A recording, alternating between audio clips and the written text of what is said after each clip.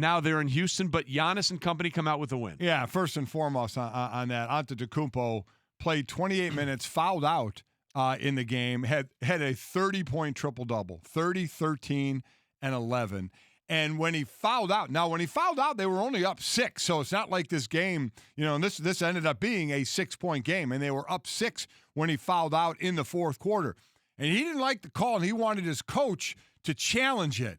Now, that's one of the new things that coaches can do. They get a challenge. Did they get one or two? I think they get one challenge. One challenge, and he had already used it. Now. The coach had already used it, so there was nothing he could do. He threw his hand, basically just throw his hands up and say, sorry, I already used it, because Antetokounmpo thought it could have got overturned and he would have been able to go back in the game, but didn't happen that way. Been an interesting part early of the chess match now in the NBA of coaches being able to use that and figuring out. It's like we see in the NFL where the first quarter of the season, especially with the interference challenge, coaches kind of feeling their way through what would be called, and clearly in that case not called in that rule. But man, a lot of interesting on the court. First off, we all were wondering how the interpersonal dynamic was going to work between James Harden and Russell Westbrook. It's fascinating. Some early fireworks there. You saw the two of them having an animated discussion. Yes. We'll call it that on the sideline. Well, they were happy before the game. They were doing all this, and then there was a miscommunication, and suddenly they were not shy about sharing their feelings. Which again, it's not a problem. We always say heated moments on the court or on the bench during a game. We don't, but it's just odd. It's their first game together. Their first game together. Because we say with everyone, we're really early in the season. We're not going to try and draw too much. We're not going to react too much. It's an 82-game regular season. All this stuff. They didn't treat it that way. So how it worked with them, because they started together, and then how they were going to split time. Both on the court, they were +3. Just Harden -6, just Westbrook -3. Harden had a tough shooting night, 2 of 13, 1 of 8 from 3. He had 19 points, 14 assists, 7 rebounds, and 7 turnovers. No field goals in the second half. And Westbrook had 24 points, 16 rebounds, 7 assists.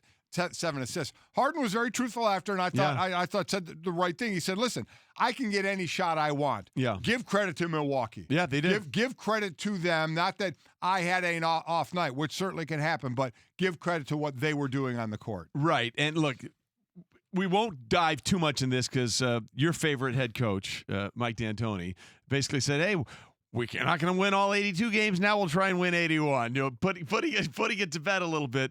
But what does Chiney Ogwumike always say about James Harden's games? Dribble, shoot, dribble, go to the foul line. He was 14 of 14 from the line. So in many ways, this was the most James Harden 19 points ever. Well, this reminded me a lot of, and just seeing the numbers, like 14 assists is an eye-popping number.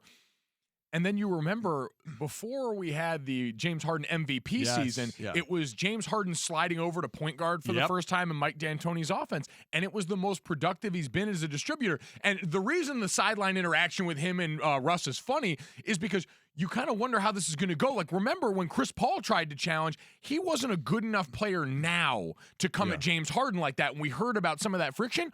Russ is. Yeah, he is. And Russ is animated and dominant enough of his personality to maybe take over in some moments and see if you get more of that deferential James Harden who's willing to dish it off. Because we know Russ, while the assist numbers will stack up, when it gets down to you-know-what cutting time, he's going to be the guy that just drives and puts his head down. But that's going to be the interesting thing with these guys going forward, right? Because what do we always say about Westbrook? It's like a black hole. The ball's going in. It's not coming out. You know what I mean? So that's why sort of looking at this thing is a little more interesting, because we know how both of these players like to play. They both want the ball.